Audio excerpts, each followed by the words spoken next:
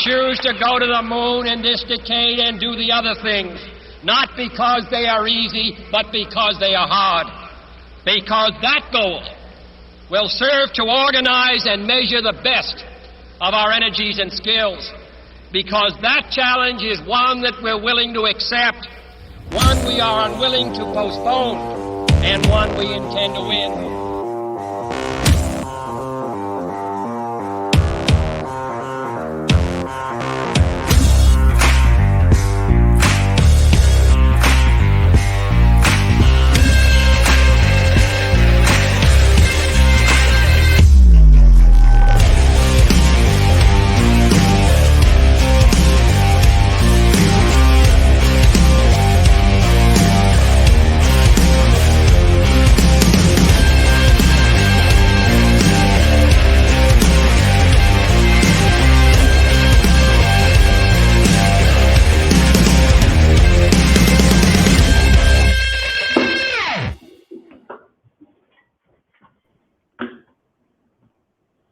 What up, dude?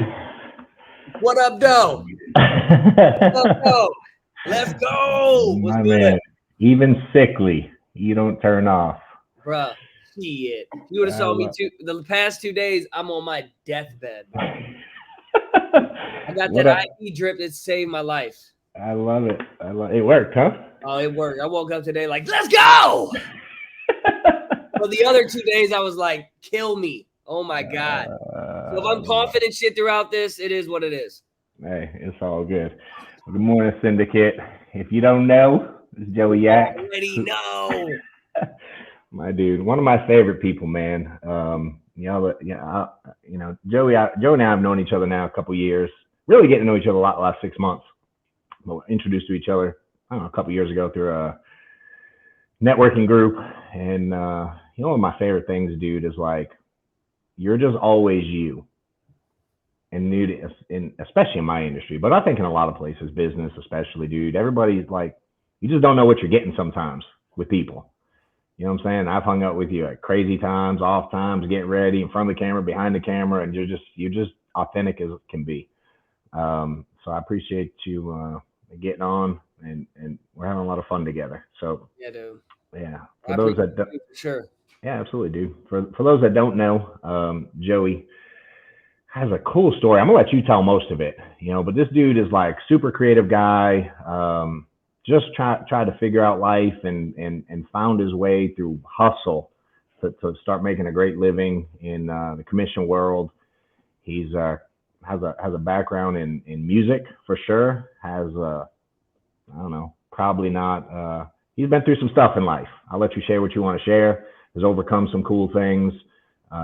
Really becoming a good business dude. And now you're like, we drug you into the insurance industry. I know you started actually probably the first time I saw you in insurance, dude, was when you did Joe's thing. Yeah. With Redwood. Yeah. I saw that. I was like, that's the dude who I just saw in the meeting. So, dude, appreciate you getting on. And, obviously here is a big, mostly insurance people, just trying to, figure out how to go out there and make a good living. And you figured out how to do that in a big way. And now you're doing it with insurance agents. So if you give, a little bit about your background, dude. I think everybody, when they're looking for success, they let their background hold them back, and they make excuses and they like, don't know that they're meant for success or big things. I think that stunts a lot of people. Yeah. Dude, what I know about you ain't never let that hold you back. I believe it happened for me and not to me. That's everything in life. And I'm a 1099 hustler, baby, and, when I thought about doing that 1099 hustler, it's like, that's what we all are, on a mission for commission. We eat what we hunt. But little background story on me. Before I even say it, I want everyone to know that if you're thinking that way about your story, you're wrong, because our story, our background, that's our number one asset. People feel energy. People feel the real you, right? And that's why me and you connected so much, because like you just said, damn, this dude is him at all times, right? You get what you get, and if you like it, you do. But if you don't, hey, it is what it is. But background for me is, and some people in this group I have heard this story before, but I come from the music industry at 9 to 10 years old, I met Ali from the St. Lunatics. I freestyled, and that's Nelly's group, freestyled for him. He said, "Kid, you're a star." Well, my dad got addicted to drugs. They blew up, and like my whole life got turned upside down, but music was my therapy. So I started making like serious, real songs, like kind of about my dad being gone to rehab and just me being sad, like I had no male influence, no nothing. Yes, your message, that's real shit. And by the age of 19, I had a real big buzz in St. Louis. I was, doing like 400 or 500 people at a show, making no money. And can you hear me? Yeah, I can hear you. I'm trying to read. I'm old, dude, and I can't read the messages. And Joe types like more messages than you can even speak. And I'm like, I saw one that said my name, but it didn't say my name when I got closer. So when I lean in, dude, keep going. It's just me trying to figure out how to read these comments that are all good. 2 feet away. So when I met Ali, they blew up. And, this is one, I always say this, and you've heard me say this on stage, is you never know who's watching you until you give them something to watch. And he said, "Kid, you're a star." That's all I needed for me to go do my thing. 10 years later, I ended up getting signed by that same dude because he saw my hustle for that long, the 10 years grinding, and signed me. 8 months after that, I asked him to let me go because we weren't doing nothing. I was still living in my mom's basement, just had a daughter, selling weed out of her basement. I was broke as hell. Thank God I did that and I was just naive, young, immature. I thought I had the job as a manager, but really I just got the job as a janitor. I didn't know what I didn't know. And then when I left that deal, Crazy Bone for Bone Thugs and Harmony heard about me, ended up going out there. One song led to 10 hours in the studio, creating a song with him and I. And then I did a 1.5 year nationwide tour with them and ended up in Hollywood.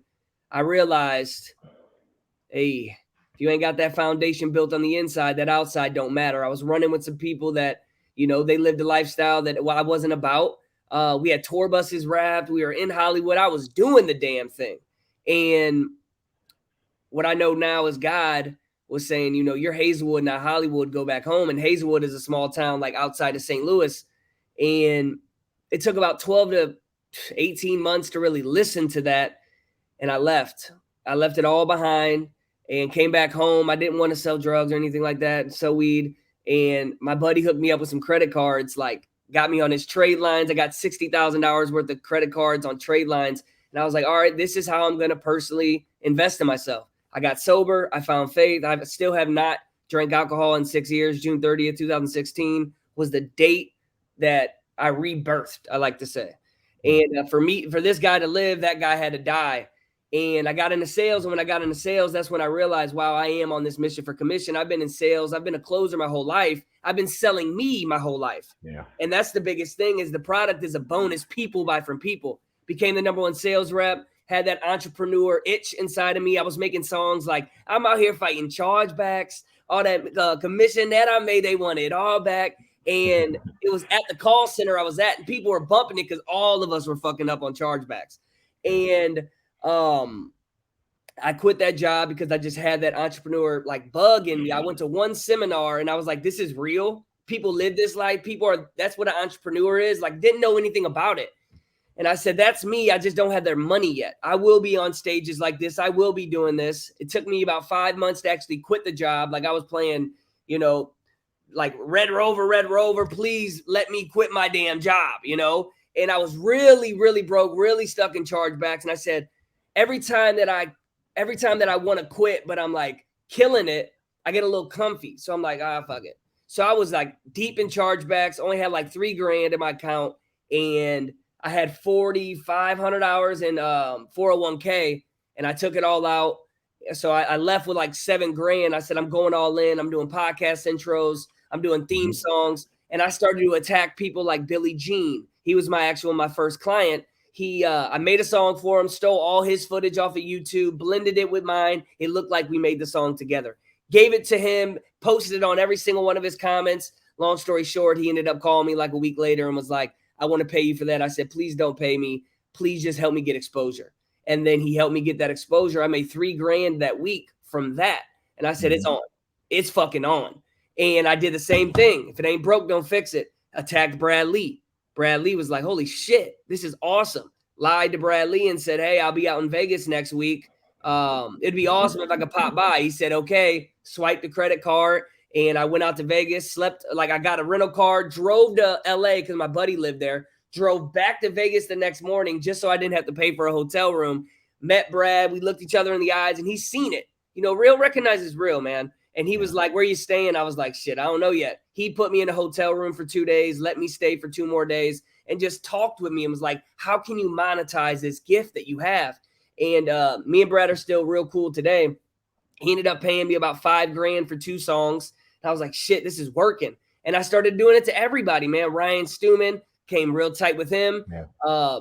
Cole Hatter, Tim Grover, Jesse Itzler, Garrett J. White, like all these big dogs up there, right? That a lot of people that are probably on here watch them and look up to them. And I said, I'm going after these heavy hitters. And Garrett J. White ended up giving me a full-time job at the end of 2019. So the whole 2020, he was like, I want you to be an entrepreneur with me. I'll pay you $8,000 a month, but you can't do nothing but work with me. And I was like, all right, shit. I ain't never made $8,000 without chargebacks. What's up? So I'm in the backyard. When I quit my job, I started my backyard in my brother's RV. We lived in his house. We rented it from him. And then I started making a little bit of money and I bought a 10 by 12 shed that I called the BB that I literally had. I wish we could show it. Ah, dude, it's so cool. Hold on. I am. Fuck it. Hold on. You got it? Hell yeah. I transported that shit here. Ah, there it is. That's the first business office. That's the BB. And it will go everywhere I go. It takes like 700 hours to move it. I was like, I don't care. I started this bitch in there. So I called it the BB Backyard Business. And I would make these funny videos and stuff of what up, y'all? I'm in the BB Backyard Business. And people really started to feel that. I thought they would make fun of me. But they were like I love the authentic. Garrett J. White ended up letting me go at the end of 2020. He said, you're a king. It's time for you to spread them wings. And I haven't made less than $8,000 since I jumped. But now it transformed into big productions, big ads, not just theme songs, not just podcast intros. Now we're doing some big stuff for some big entrepreneurs. And the cool thing is, what I realized, man, is my content gets me in the door to do business with them, but my character ends up having me do life with them. Yeah. And that's everybody. That is everybody. Like your product will get you in the door, but you personally will get to do life with them, right? And that's what happened with Tim Grover. He just hit me up and he was like, hey, man, I would love for you to, just do these little edits here and there, but I want you to damn near be my creative director. So like we're in the works with that right now, which is huge. And we're just killing it, dude. Like, and now I started these video agencies where we rent commercials to people. I'm just really getting compensated on the creativity that I'm a big ball creative energy, man. So it's really helping people. I've seen people make hundreds of thousands of dollars with these ads. If you know how to use this asset, it's making people money, man. So now Insure Branding is, you forced me into the damn insurance industry. Me and Joe, I've known Joe for a minute now, and I've even been on here with him before. And yeah, it's about consistent creative content. It's not about always having these big ass ads or these big commercials. It's about showing up consistently online. And that's what we're doing with Insure Branding, on making sure that we help you. We show you how to film your content. We show you what to talk about. We give you the strategies, and I could talk about that here later on the show. But it's really helping these insurance agents look the part that they're playing. Because there's a lot of people out here that are killing it, or a lot of people out here that are on the rise, and you need to document that journey, because when you're going to recruit, these people are it's like catfishing people. You want to recruit people, you can't catfish them and say, I'm awesome, I'm awesome, I'm awesome. First thing they do is go look at your social media pages. You don't look awesome. You look like a fraud. So our job is to make sure that you do show up the exact same person as you are. And man, just by meeting you, there's really a lot of heavy hitters in this industry that aren't consistently showing up. And we got a lot of them on board now on Insure Branding, with like the Trey Honeycutts and Basso, and Wiley Hawkins is on the come up, Zach Twardowski, and you already know I'm making some stuff for Sean Mike, baby. Hey, Sean Mike's either gonna have to buy or tell me bye. I love that dude though. How often you follow up with him? Well, I try not to annoy him. So it's a good balance. That's good. That's a good move. I know that. Balance. I know that. I know the game. I know how to play the game. And when I do hit them up, it's something new. It's like a piece of content rather than me saying hi. I'm definitely leaving with value. But that's the story, man. That's the the quick version of it for sure. But you know what? One of the things you're really intentional and smart about, and you said it a couple times. I don't know if people picked up on it though. You literally just said it with Sean. You're not hunting the money like off the rip, dude. I've seen you do things where you've done stuff for me where you definitely lost money. Oh yeah. And it's like you're such a long-term thinker and relationship thinker. Where's that come from, dude? I see a lot of insurance people, bro. If they ain't making money right now on a recruit or a client, or like they're out. They don't like cultivate business. You do a really good job of like big picture cultivating stuff, and you're not worried about the money, the dollar today. I think you know where it comes. I think in the beginning, I come from scarcity, so at first, I would give. I would give away too much, but that was because I never thought it would ever come back. But I knew it had to sooner or later. But then Brad Lee looked at me and said, relationships are the new economy.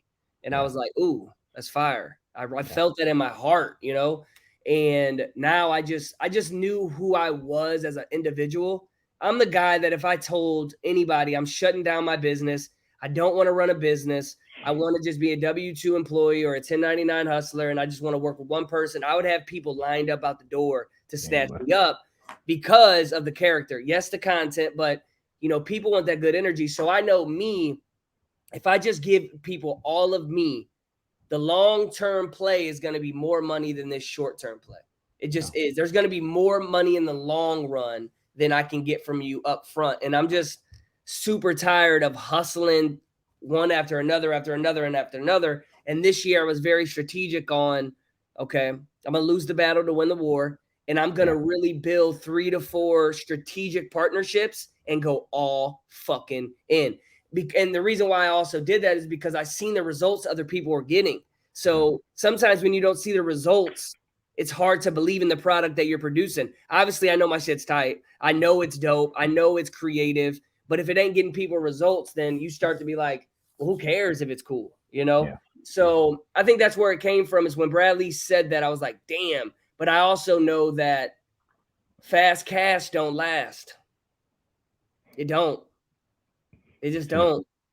Long-term relationships is the best. Strategic partnerships, that's where it's at, man. Yeah. How you've obviously been around the insurance business now for a minute, and you've obviously seen people coming and going, and people who say they're going to do something and don't do it, and kind of give up on themselves. I always have a hard time answering this, dude. So I'm curious what you say. Like, when it was hard, what made you not quit? Oh, man. Well, I mean, once I seen this world and I realized I could profit from my passion, there's no going back for me. And I think it's very hard for me to answer that as well, is because I'm such a driven individual that quitting ain't even on the table, bro. Quitting ain't even an option. That word don't even come in my mind, because I would just easily shift to, I'm either going to win or learn. I've never lost a day in my life. And then Joe just said, what are some things you're doing to cultivate those long-term relationships over time? I'm giving without expecting anything in return. John had me do an event in Nashville that legit almost broke my body because of it was our first event. We bought an LED wall. We went live. Never done an event. Tell them the whole thing, bro. Just put it out. Because I'm up on stage going, y'all have no idea. I almost cried because it was so, but we pulled it off. Yeah. There was a little shit, and then we just did that event in San Antonio. That shit went very smooth. Some of the speakers were a little messed up in the back, but it went smooth, man. And so, Joe, what I'm doing is just giving without anything in return. And I know some people are saying it's easy for you to do. You do content, you do songs, like everyone wants that. Well, honestly, no one knows that I have what they want until I give it to them. That's a fact. Like no one has that. Like people come to me now for my stuff, but like, you think Billie Jean knew he wanted what I had? Yeah. He didn't know who I was. Because listen to this though. It's not about who you know, but who knows you. So what are you doing to make sure that everyone knows you? Being consistent. I like to play the game where like for about 2.5 weeks, I'll go on somebody's page that I'm prospecting and I'll like their stuff. I'll comment on their stuff. But you got to make sure your page, your back end is on point to where when they go creep on you, and if you're commenting, dude, these people are they're gonna comment, they're gonna like I know when you think of people like Andy Frisella and the MILETs, like people think like they don't get on their social media. My ass, they're on social media. I'm over here working with Tim Grover, and Andy Frisella likes everything that he posts. Russell Wilson, the quarterback, is liking his stuff. I'm like, people are people, bro. Yeah. So it's, what are you doing when someone goes on your page to make sure that you are the expert? But, with insurance, you totally should be trying to look for a problem that you can solve for that person you're trying to create the strategic partnerships with. And also, you got to remember that everybody isn't for you, and that's okay. I remember me being on stage with Bone Thugs and Harmony. There were people in the stand or in the fans. They were like, "Hey, man, you did a great job, but I'm way better than you." And I was like, "Okay." But I'm on stage because it's not about who's the best, it's who can get the most attention. And I knew how to get Bone Thugs and Harmony's attention to go on tour with them, to end up in Hollywood. So it's the same thing, and I realized that wasn't my demographic when I was performing. Like I had to overperform to even get acknowledged. And it's hard as hell to do that. So it's like, even for you guys too, how I can blend that with you is, don't oversell someone that's not supposed to be your client or your partner anyways, right? Mm-hmm. Like, somebody from the hood probably isn't listening to fucking Tim McGraw, right? And Tim McGraw is not trying to go in the hood. So think about that, your demographic with the strategic partnerships as well. What's funny, dude, is I was talking to Chris, my recruiter, upstairs yesterday, and I'm trying to get him, obviously building this thing, I did all the recruiting. So hiring a staff to do recruiting has been a legit struggle for me. Trying to teach someone to do what I did without doing what I did. It's a straight up struggle. So I'm working with them daily, and I was like, we have a crew between Zach and I that do a lot of recruiting, onboarding, stuff like that. And I was like, with the team, do you know what the biggest differences between when I was recruiting and when they're recruiting is and this will relate to what you just said. Most people, and this relates to most insurance agents. I mean, I talk to so many agents now. My staff and most agents, the reason they don't grow the way they expect to is when they're on a phone call with someone, and this could relate to clients too, I'm sure, the concept is on the call, they're trying to hire or recruit someone. Okay. I said to Chris, I said, dude, when I was on the phone, do you know what I was trying to do? He was like, he came up with something, sell them, get them excited, whatever his general answer was. I was like, nah, dude, I was trying my best to get off the phone fast. I was looking for a reason to get off the phone. I was looking for a reason why it didn't work. So I could exit the relationship and move on and find someone that's my client. You know what I mean? That fits what I'm looking for. And it's very similar to what you say. That works in all aspects of life, for sure. And I think so many of us in the insurance space, we try so hard to get everyone we talk to convince them to work here and convince them it's the right thing. I'm like, nah, dude, I'm trying to find a reason now why it ain't a fit, so I ain't got to waste 3 months. You know what, too, bro, is like I tell people, that's a good point that you just said, that is, when I'm talking to people onboarding on Insure Branding, I ask them their story, right? Mm-hmm. And one girl was saying like she came from this like bartender scene and hustling as a waitress and stuff like that. And I said, all right, that's your demographic. She was like, what do you mean? I said, what if I told you that, and you get to choose to believe this, everything is a choice, everything is a decision. Imagine you say, holy shit, I had to be a bartender, a waitress for these amount of years because it was preparation to the true promise. Because that's what I believe. I thought I was supposed to be Justin Bieber. I thought I was supposed to be the sales rep, right? And now all I did was blend in. I feel you, Joe. That's dope. It's blend in what my past was and prepare it for the platform. So all these insurance agents in here, it's like, what is your past story? Yeah. And if you're somebody that played college sports, or, you know, somebody that worked at a car dealership or whatever it is, in your mind, you should be like, ooh, my demographic might be what I used to be because it's working for me and now I can give to them. And that doesn't have to be it. And I'm no insurance agent. I just know that should be, if you're stuck, I would say shift that way, because people are going to relate to you, because they're going to ask, like, how do you know how I feel? Why was you? Yeah. Same thing I'm doing for these artists. Like my buddy Josh that you've met, he, dude, I made him some money doing what I do, making bangers. And he's just like, I can't believe, like, this is where my life is. And I feel like that's my biggest accomplishment. My biggest flex is being able to pay other creators to get creative off the leads that I'm bringing them. That just makes my heart full, you know? Yeah, I love it. What, so for those that didn't figure it out, I mean, you said it earlier, obviously you do a lot of the stuff that I put on social comes through you and your team. The edits, hell, some of this will probably end up on there and be with your team soon, getting chopped up. And it's helped us a lot. It's helped me not. My favorite part of it, dude, is I don't have to spend the time thinking about what to put out anymore. You know what I'm saying? I just do what I do, and you make it appear the way it needs to appear online, which has been beneficial to me. It saves a lot of mental energy. But how can the average person here watching, if they want to kind of figure out, how can they navigate this and help it using what you do to grow their business? How would you suggest they go about it? And if someone wants to, obviously tell them how to get in touch with you.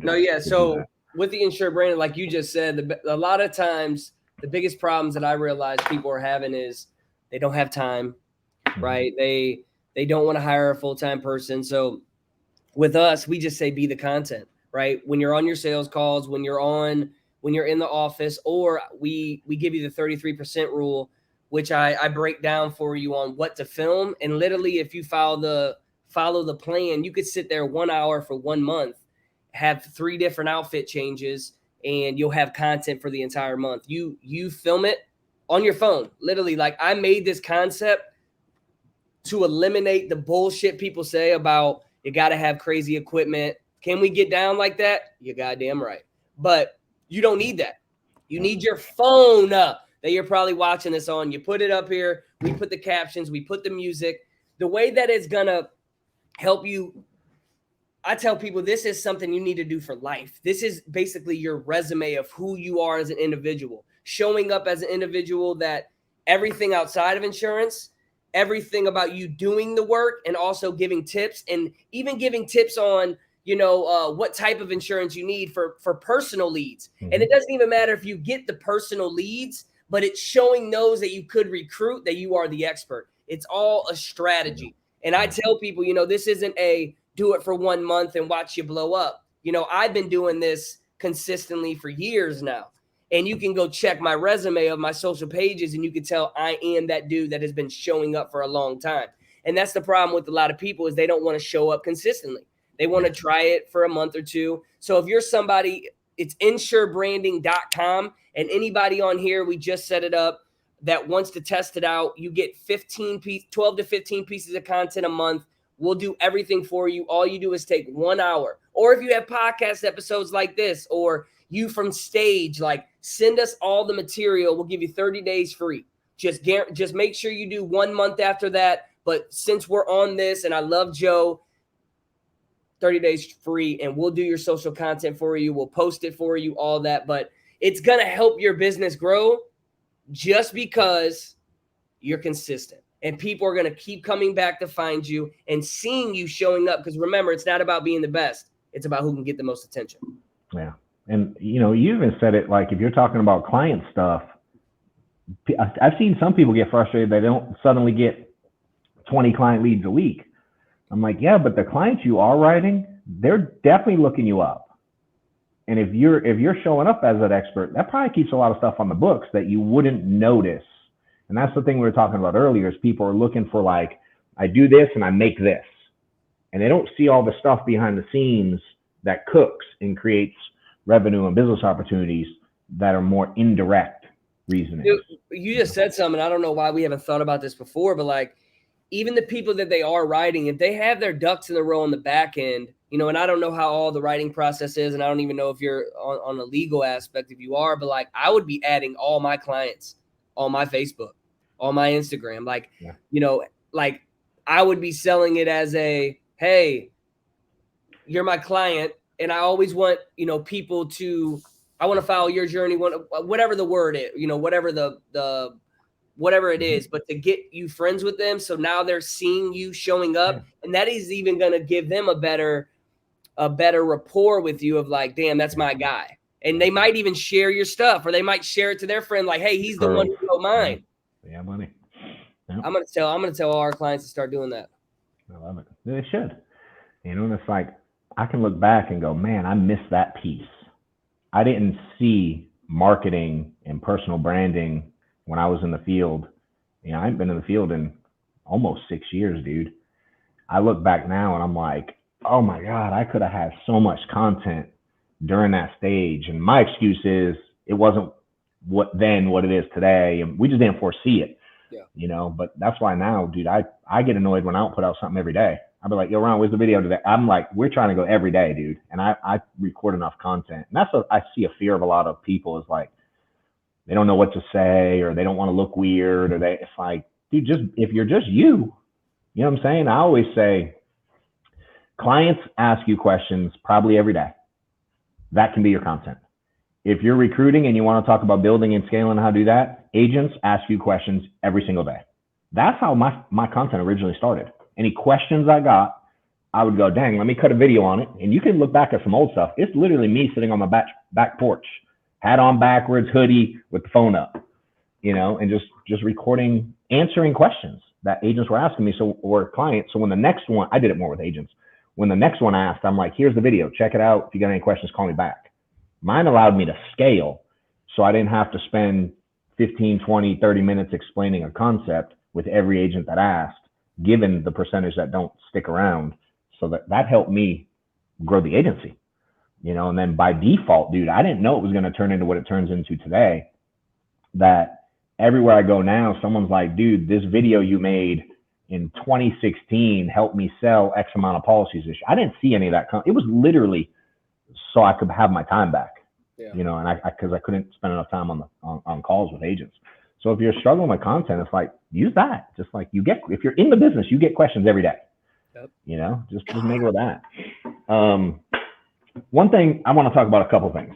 One, so Ron asked me yesterday, he goes, I guess there's some trend, and dude, you're just going to you can edit this and use it. Cause I don't want to record the video. I'm like, I don't really want to do that.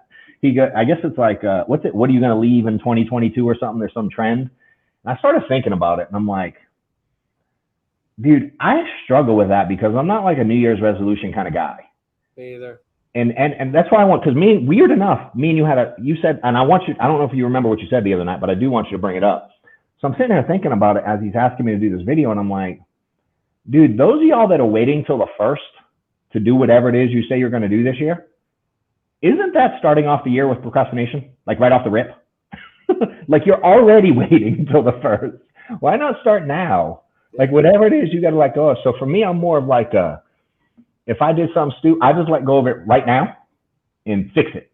Yeah. You know what I mean? I'm not a big fan of like what I'm going to do this year or what I do it daily, dude. I make mistakes daily. I adjust daily. I tweak daily. I try to let go of stupid stuff I do daily, which is a struggle because we're human and we all do dumb stuff. Do you remember what you said to me the other day? Yeah, I said, I don't even remember the context of how it came up, but I liked your answer. It was something about New Year's or resolutions or something. I said something like, hey, man, like 2023 is about to be insane with the moves we're making and that I'm making. And I said, but I hate saying that because I said, let's say they playing checkers. I'm playing chess or checkmate. 2023, that ain't my year. It's my motherfucking decade or some shit like that. Yeah. So I'm thinking like long term, but I feel you on that, man. Like when I quit drinking, I tried many times before that, but it was that day that like this click. Same with Adderall, click. And it's now I know, now I know my impulses, right? On like, or my instincts when it's done, it's done. And just like you said, bounce back a little bit. I fall, I slip up with some food but not alcohol. I'll never slip up with that. But I feel you, dude. The whole New Year's resolution thing just ain't for me. Like I'm on a journey and I'm trying to live a lifestyle that really time doesn't matter. A calendar doesn't matter. Yeah. Like time isn't even real to me. A calendar isn't even real to me. I'm just focusing on, I'm 30 years young, but I tell people like age don't even matter to me no more. Like I'm going to be doing what I'm doing at 60 years old, probably. Yeah. Straight up. We'll see. I'll probably be balling out of control by then, so I won't have to do what I'm doing, but we'll see. Definitely will be, dude. It was a lot of good stuff. I was talking to Joe about some of it last night. We were chopping it up, and I'm like, dude. I looked at Joe at San Antonio. I said, hey, man, thank you for letting me host that event with John. He was like, bruh, you ran with that shit. Mm-hmm. I said, I know, dude. Yeah, it's been fun. I want you to talk about you know what I'm the most excited about, dude? Just all the things we talk about. We go back and forth. I was telling Joe about it last night. I'm like, this 1099 hustler, it's gonna be fun. It is. What's it mean to you? And I'm excited to help you promote it and do whatever piece I can with it because I love the concept. We're doing some cool things, but I think you said it for the first time a few years ago on one of your bangers, didn't you? This has been on your heart for a minute. What's it? Why? Like, talk about it. I bought the domain 1099 Hustler like a year or two ago. So I just been sitting on it.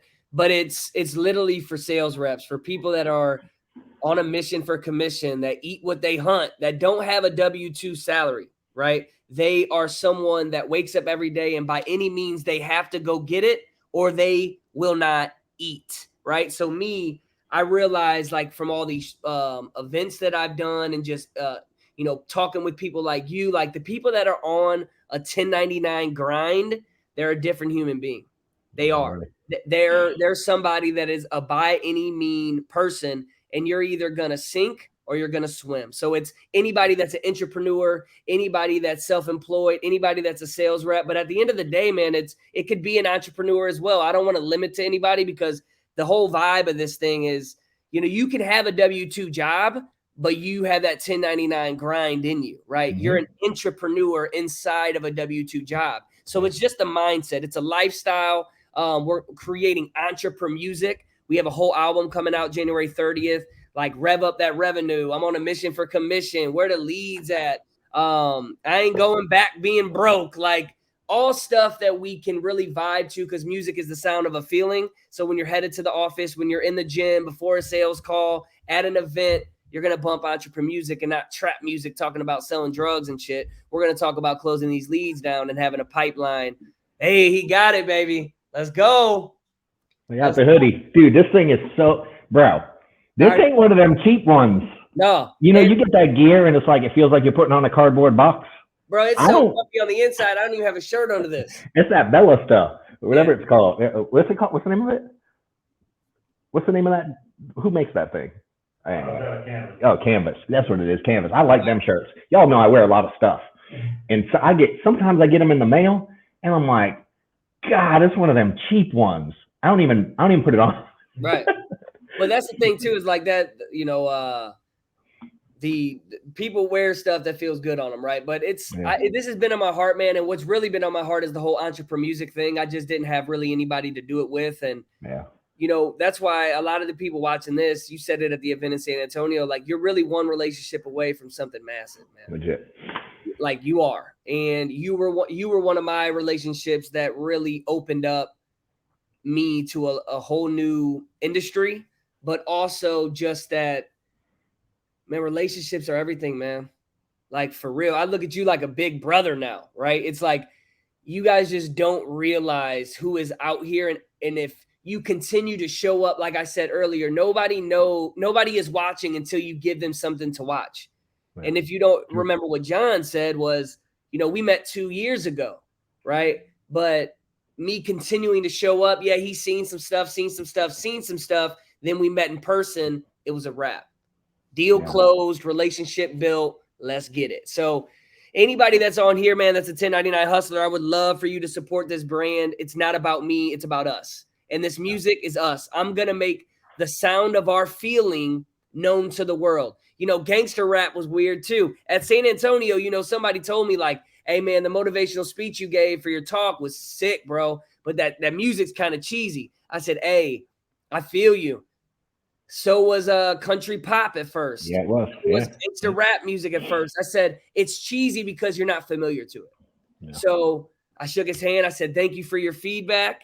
You will be bumping this shit in your speakers a year from now. Mm-hmm. Yeah. I'm having fun playing my little role, giving you a little feedback. The mixtapes are going to be dope too. So like the whole concept of it is like the album is going to be actual music. The mixtapes are going to be actual entrepreneurs with, you know, talking like how you would on a podcast, like motivational, elevating speeches with choruses in them, like kind of like Eric Thomas has done before and some other people that I've heard. But we want to just I want to be consistent with this shit, like dropping stuff weekly, just so people have new, fresh content in their speakers, in their headphones to vibe to, you know? So I'm really trying to create a new genre of music. Yeah. I love it, dude. Because we've talked about a lot of different things. I'm like, dude, if you stay in that lane and you can merge it with business stuff, but that's your talent, dude. Oh, yeah. Like next level. You know what's cool though is I had to learn the business stuff. I had I've been broke my whole entire life. So when I was trying to do music, I realized, you know, I was attaching myself to people that had money and watching them just spend money stupid. And I realized that if I really want to do anything in my life, I can't rely on anybody else. And I need to learn this game. I need to learn business. And I love sales and marketing and stuff, but I know who I am. And I know what my real gift is. And it's this for sure. So 1099 Hustler about to blow the hell up. Yeah, it is. I was talking to Joe about it last time. I'm like, yo, you're a Facebook monster. What do we do here? Yeah, you know? And someone posted, yeah, you can buy the stuff at the website. He's got a store out there to get whatever you want, and I'm sure there'll be plenty more. Everybody's gonna see. I don't know if there's any. I assume if there was like an amazing question, you'd have put it up. Obviously, Joe's is there. Anything you want to wrap with, dude? Any message you want to leave? Anything we didn't touch on? And hey, one thing I want to say too, because I didn't say this. And you've given some, but I always want to give. Again, people something they can implement right now and improve their business.